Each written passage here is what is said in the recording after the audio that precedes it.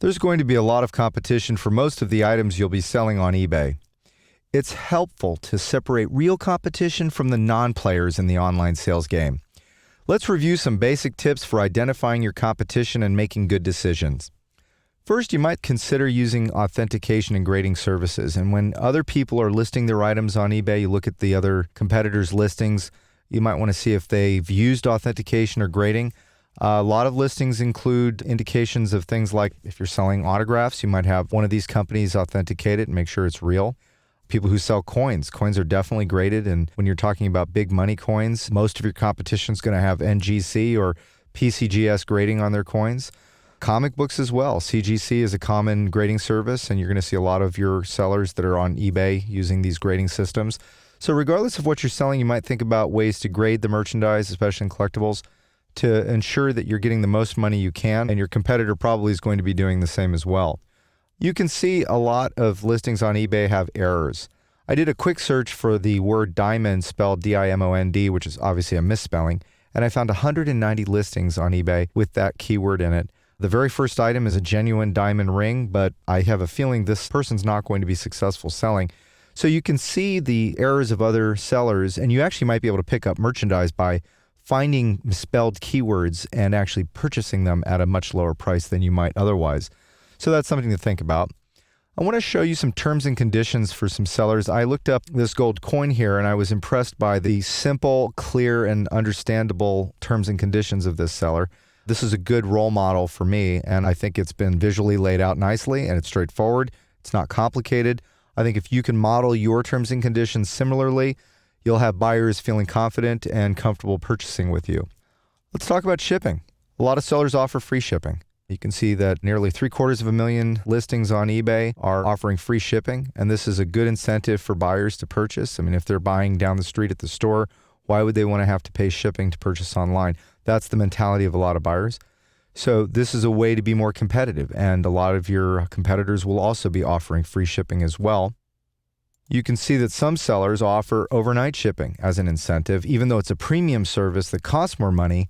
In this case, if you've got a car and it's got a broken headlamp, you need to fix it right away or you might get a ticket. So you're going to want to offer your buyers an opportunity to purchase it with overnight shipping. That's a really great way to improve sales as well. Here's an example of an item with same-day shipping. If I was looking for a gift item and I was in a rush, I noticed that this seller is in Los Angeles selling this Coach bag, and they offer same-day shipping. And when I scrolled down to the description and looked at it, I noticed that if I order by 3 p.m., they'll ship the same day. If it's UPS ground, I'll receive the item the very next day. So it's the equivalent of next-day shipping, even though it's a standard shipping service. Geography is important too. And if you're looking for something big, in this case, I actually just bought a Manitowoc ice machine for my hotel. I'm a partner in a hotel, and I purchased one of these on eBay. And what I was looking for when I was actually on eBay was, okay, geographically, where can I find a Manitowoc ice machine that's near my zip code? And I went ahead and looked them up by zip code within 75 miles.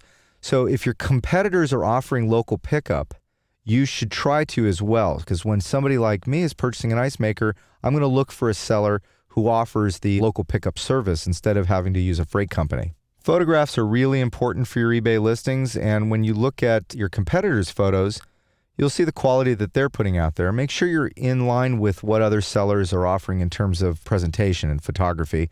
It's okay if you're not making professional photos, but it's important that they be at least as good as what other people are offering and what they're presenting on their eBay listings. I think that's very important as well.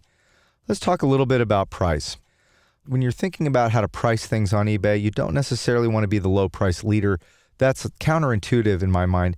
What happens is eBay is a pretty fast marketplace. People buy and sell very quickly on eBay. And if you're the cheapest, you're more likely to run out of inventory quickly, and you'll also probably not make as much profit.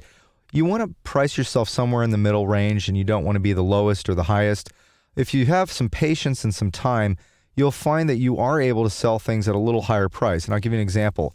I did a search for Hobart commercial mixers, a 30-quart mixer, and I saw one seller offered the same mixer as another seller, and they were getting better prices.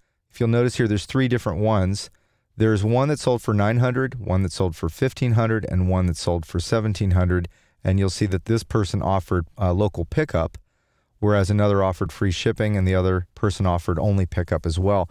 So my suggestion to you is take some time to study your competition's pricing and don't lowball, especially if you're using Buy It Now with Best Offer. Be sure you're careful about keeping your profits in your pocket. And something very important to think about. Avoid the hidden death. This is what basically I see as sellers who put a lot of negative energy in their listings and have poor customer service.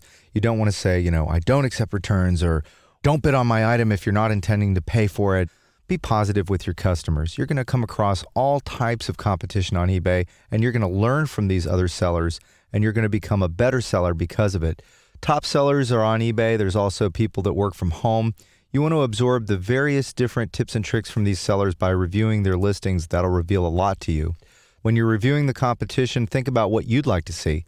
What turns you off when you read someone's listing, or what makes you feel comfortable bidding with them? Is the listing clear and concise, or is it vague and confusing? Is it too wordy? Is there too much fluff and not enough facts about the product? Focus on what you feel are the best practices for each of your competitors' listings and start to incorporate them into your own eBay business.